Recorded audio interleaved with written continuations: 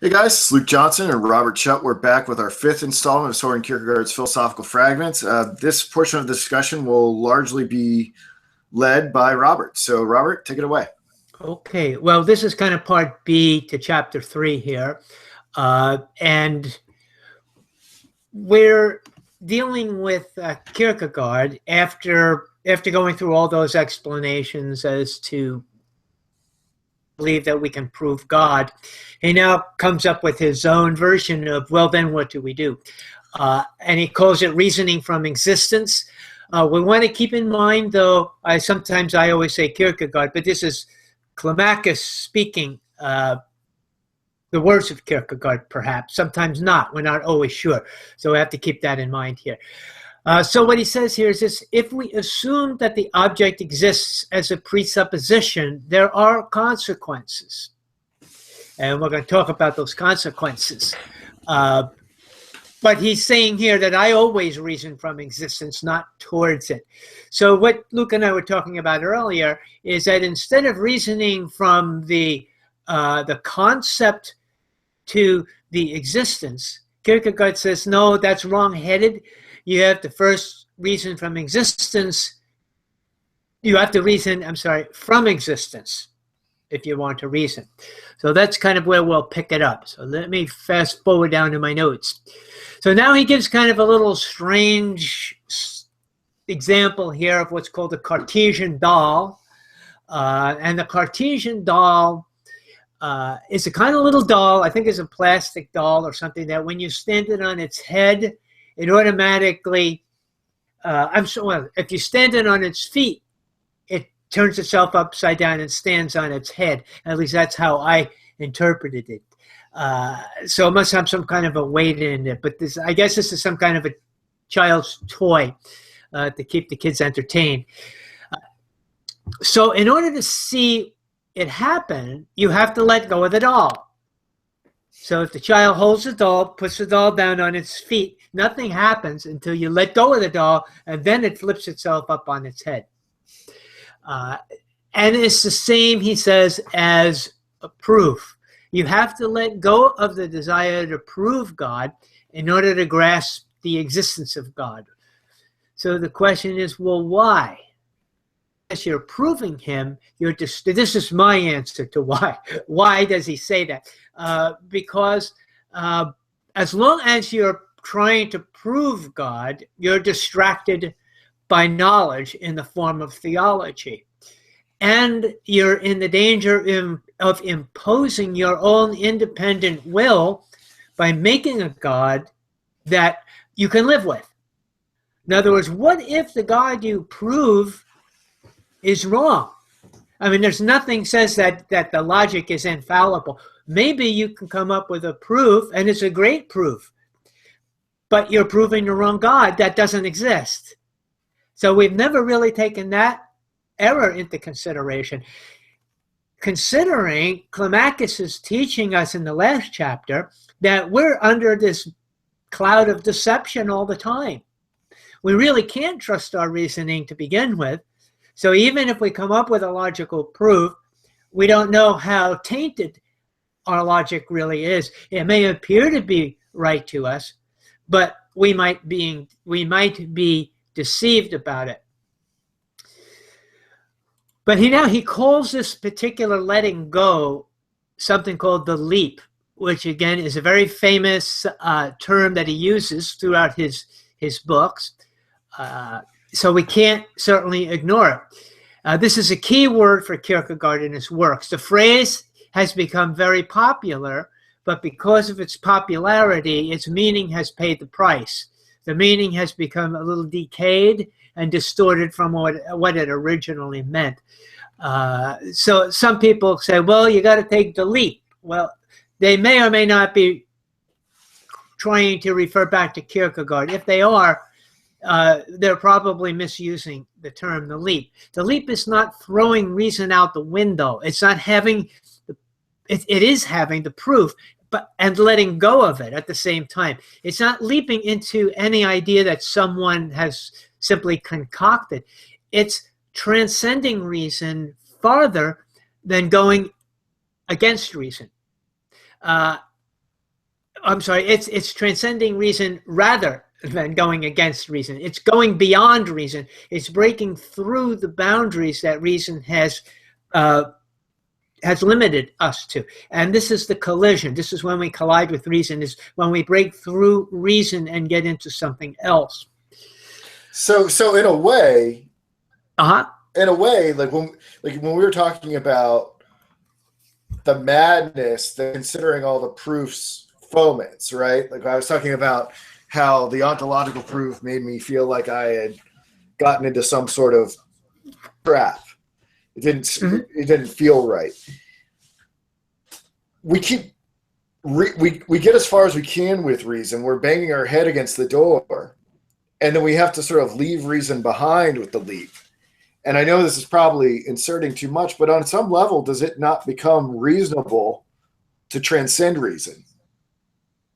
So that it is not against reason to depart from it, that on another level there might be some rationality to it. That's an interesting way to think about it. That after having done it, I think maybe the answer is it depends on what side you're on of the leap. If you're on the side where you have not yet taken the leap, it's undeterminable. You can't even think that thought. It's what's on the other yeah. side of reason? Yeah. Once you're on the other side of reason, maybe you can kind of go back and take and say, it wasn't all that unreasonable to realize that I reached the limits of reason. So, right? Is that what you're saying, right? Yeah, exactly. And that makes sense to me. I don't know whether I'm just tired or not, but that makes perfect sense to me. As someone who has taken the leap and is on the other side of it, I was like, that was one of the smartest things I ever did. Yeah. So I agree with you. I hopefully that makes sense to others as well. But now he takes us and he's changes it a little bit. He brings in a couple of other ancient philosophers. He's not content with Socrates here, so he brings in Chrysippus, I believe is the pronunciation. Correct me if I'm wrong on that. Chrysippus? Okay. He was trying... I don't know.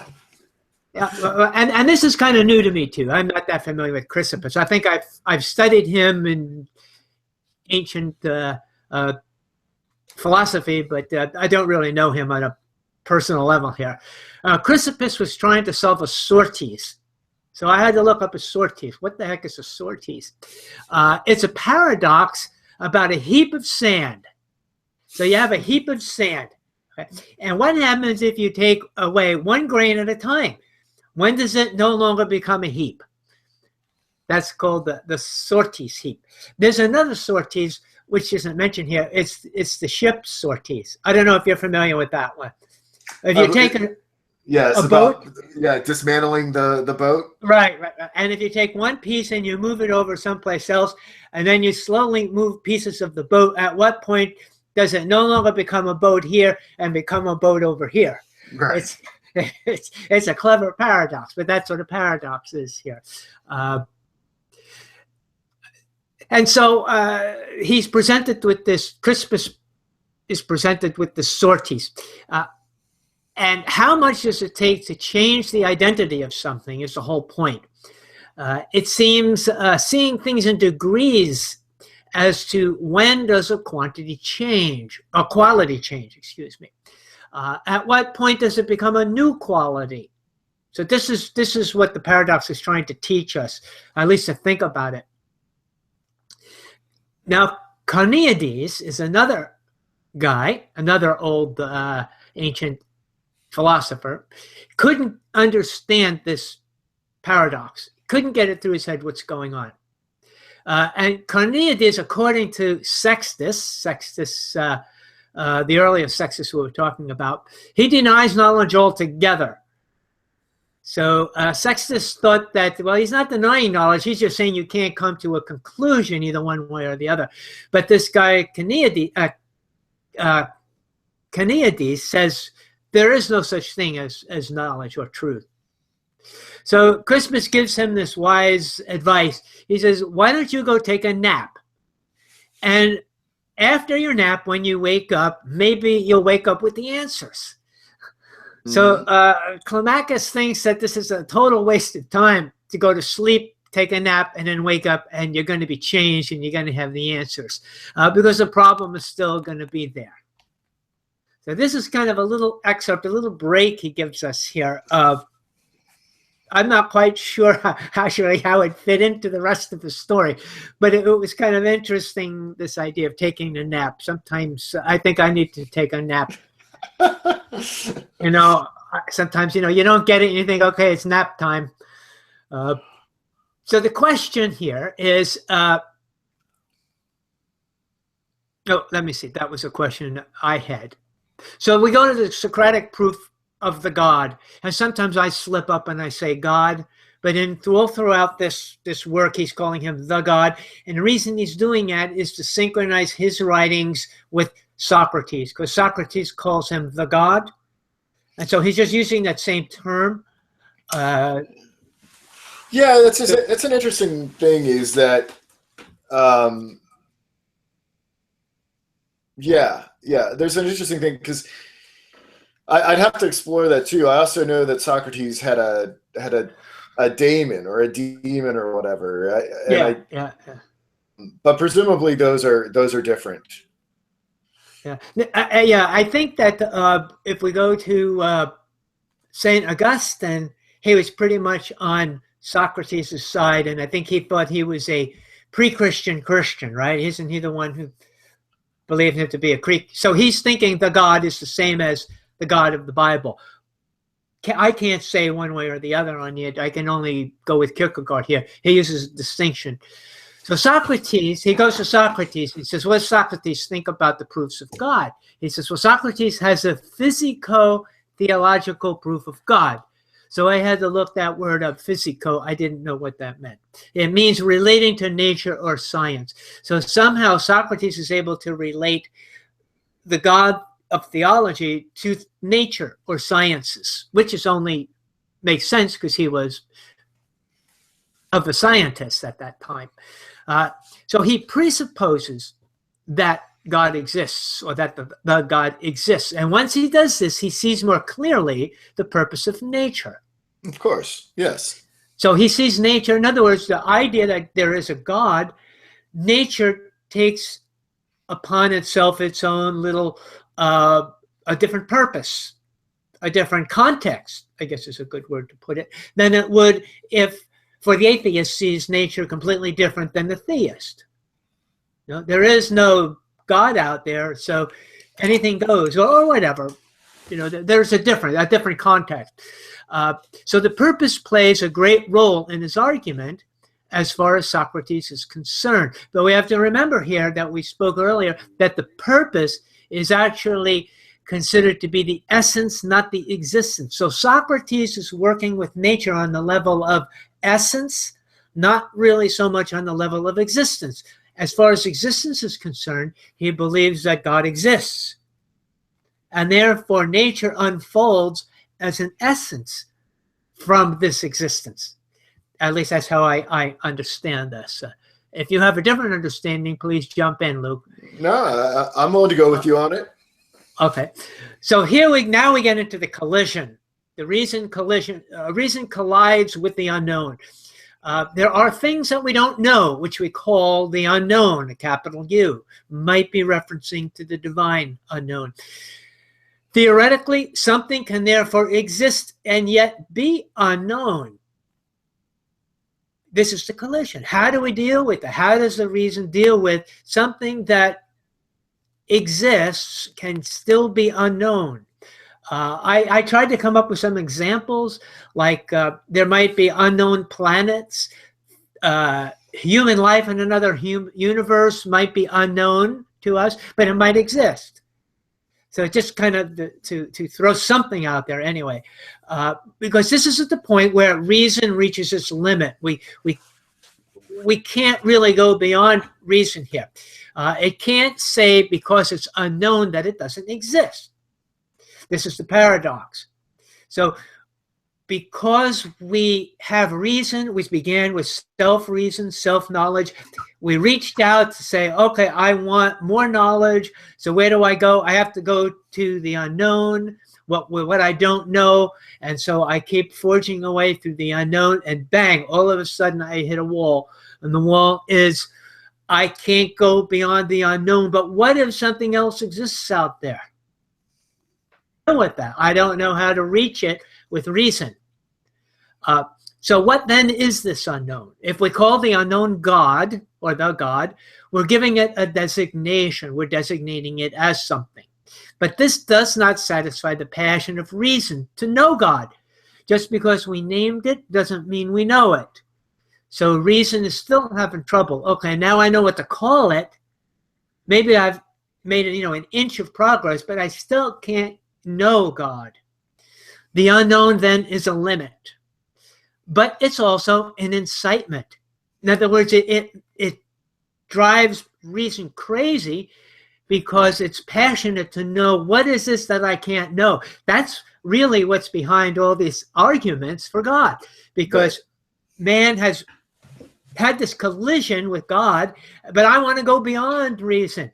So I've got to come up with something that gets me beyond reason. So we have these ideas, these ontological arguments and so forth, and teleological arguments, which are all fascinating, but they don't get us beyond the reason.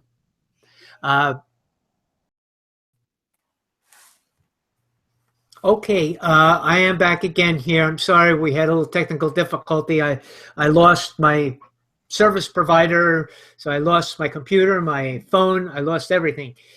But where there's a will, there's a way. So we're back on the air again, and I will try to pick up where we left off.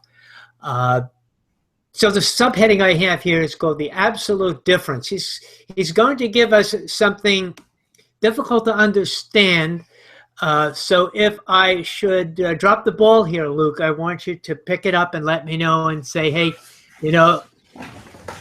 this, you are wrong. This is what it really means. Because I had a lot of trouble trying to decipher our friend Kierkegaard here. The unknown is the limit to which reason collides. That one we understand. It's absolutely different with an A, capital A. Again, does that mean the absolute difference is something to do with the divine? Maybe.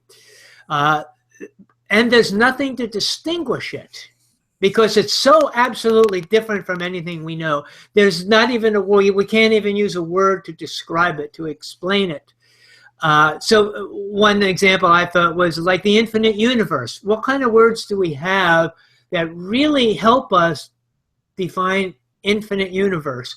We really get a headache thinking about the stars out there at night just continuing forever. I mean, it's just one of those things that gives you a headache.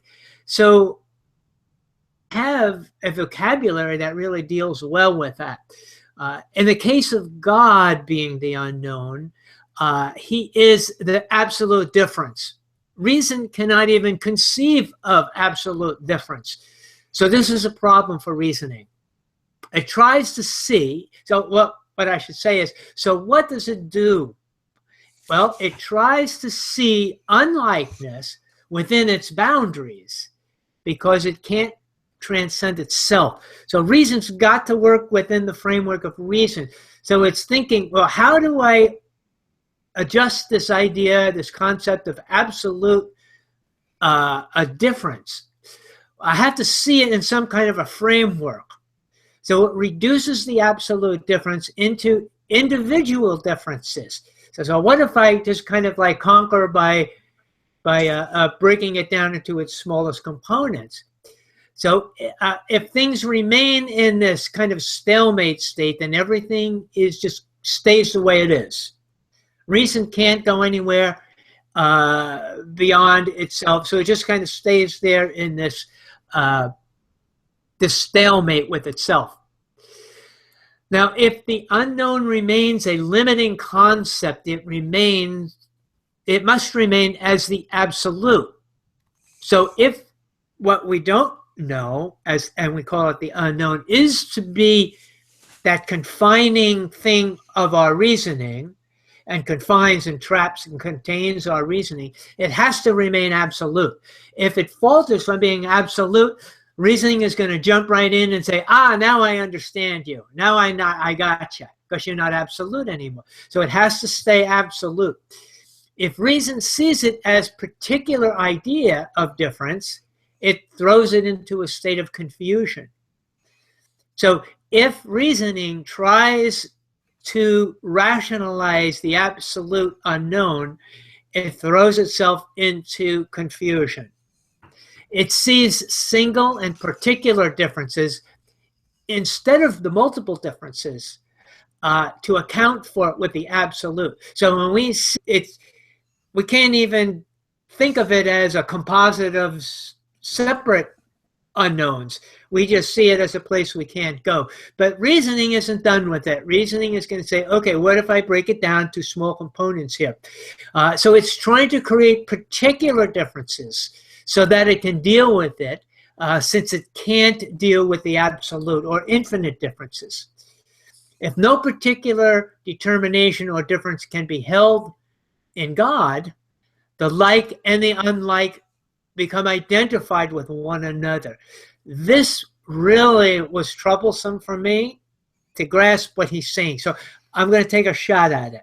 So you let me know if you agree with this or not. So perhaps he means here by this like and unlike come together. He means here that the difference or God becomes reduced to a concept so that reason can deal with it.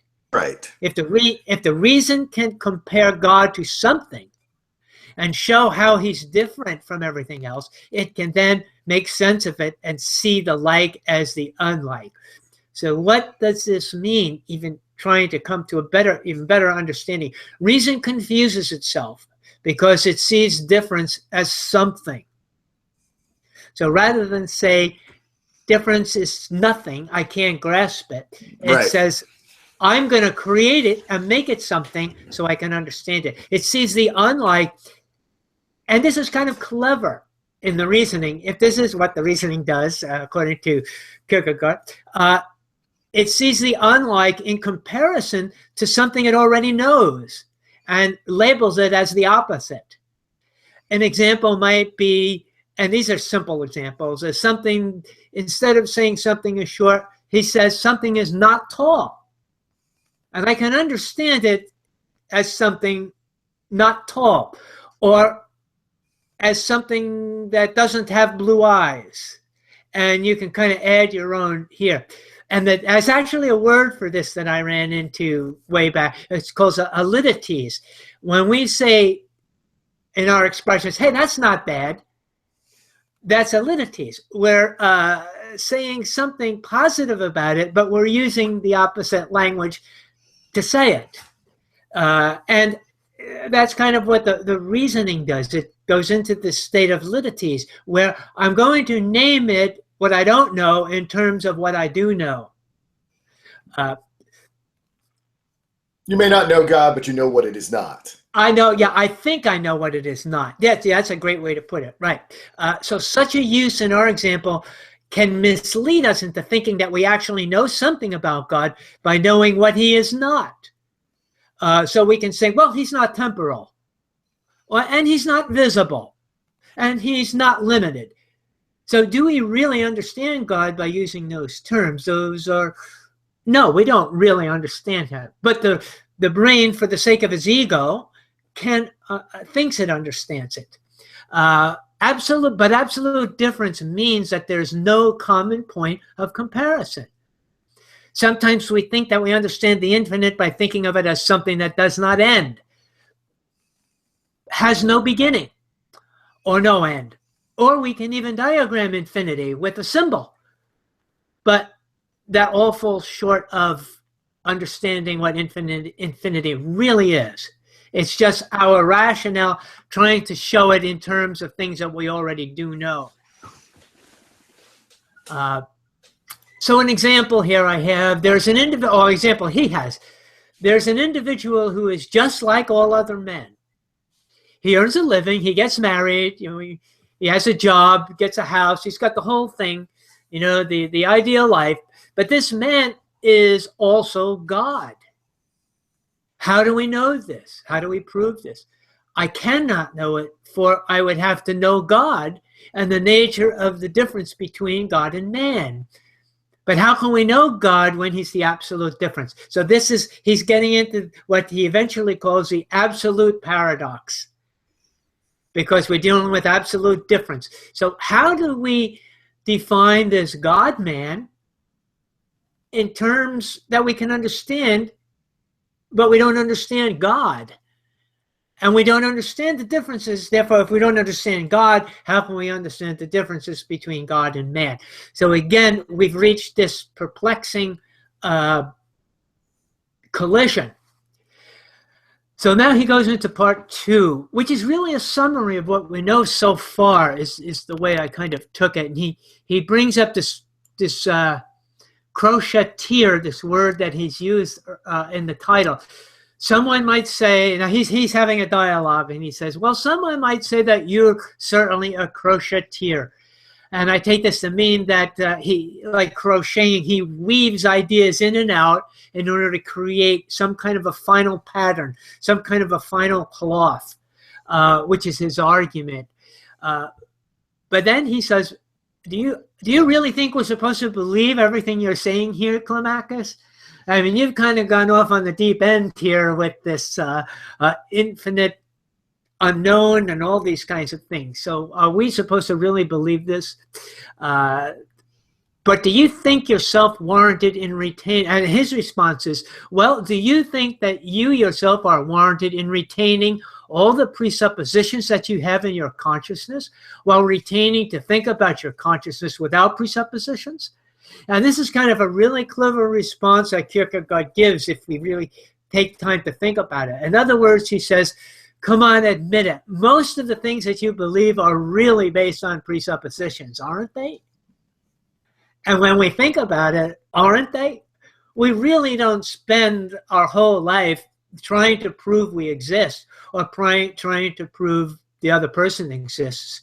Like in our technical difficulty just a minute ago, did I really stop existing for you, Luke?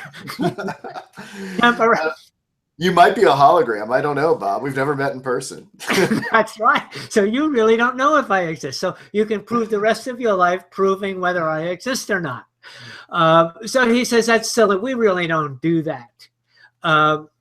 So we can't underestimate Kierkegaard's intelligence here, right? I mean, he's so smart to come up with even that idea. So we have to ask ourselves if this is really what we do. And many times we kind of hide our presuppositions behind elaborate proofs and explanations. Hence, the proofs of God. They're really hiding places that people have because they don't want to exercise faith. So reason confuses us here because it doesn't know how to deal with the absolute difference of the unknown. If there were any way to receive true knowledge of this unknown God, it would tell us that he is absolutely unlike us. And I think if it was here, and I don't remember if this is where we ran into that statement that you put online, and we got some responses to it about Socrates not knowing if he was actually a beast. I forgot the name of that beast. The Typhon. The Typhon, yeah. Or whether he was a kind and gentler man. And this is kind of deals with it because this is where the collision is. The rationale becomes so confused that it doesn't even know who we are itself. Right. We can't even prove ourselves. So are we a monster or are we a gentle soul? Because our rationale has fooled us now and has we see now the fault, the flaw in our reasoning. So reasoning cannot obtain anything beyond itself. We can only get such knowledge directly from God rather than through our reason. So how do we learn about God? Kierkegaard is saying only from God. There's no real connection between God and ourselves because God is absolutely different from man.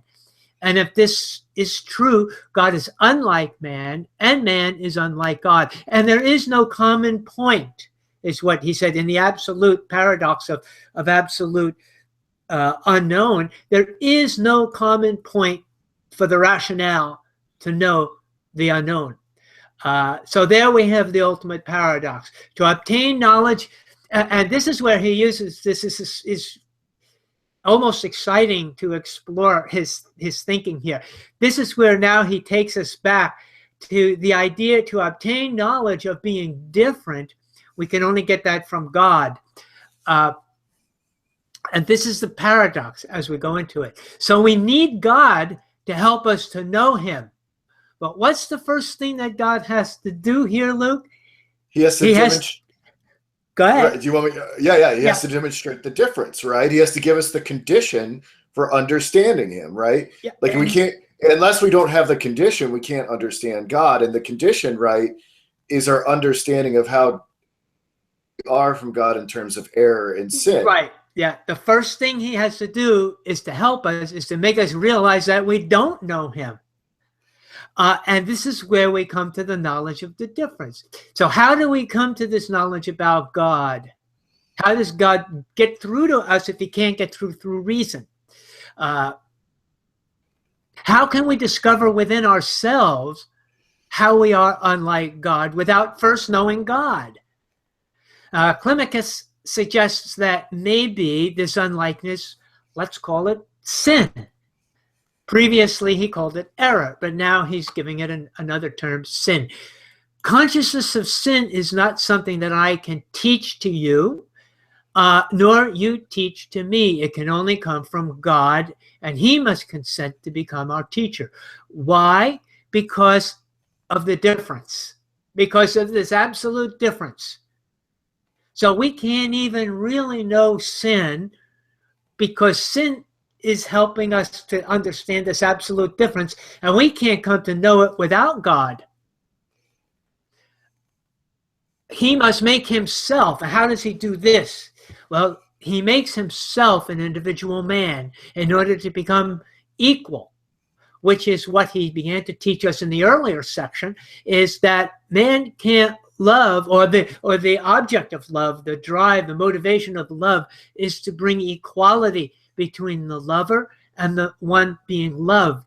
And so without saying it, what he's telling us is God loves us so much that he's willing to become a man so he can create this equality by which he can teach us the difference.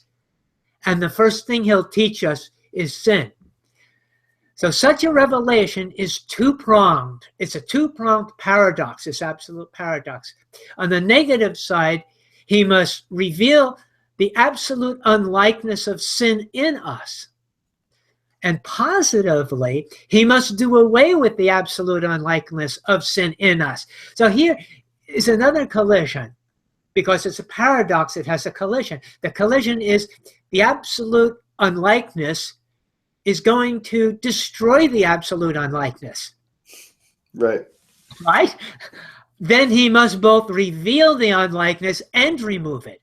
He removes it by revealing us. And this is, in essence, the paradox of love. Reason is not capable of understanding such things. The paradox is self-destructive in this sense. But what it does, what it seeks to do, it must destroy. And all this happens in a moment, in a flash. And this is what he calls the leap. This is when the leap occurs. So in an analogy, the self-love lies at the foundation of love. And such self-love produces its own demise because loving another destroys self-love. So he says that self-love is submerged, though. He uses a new term.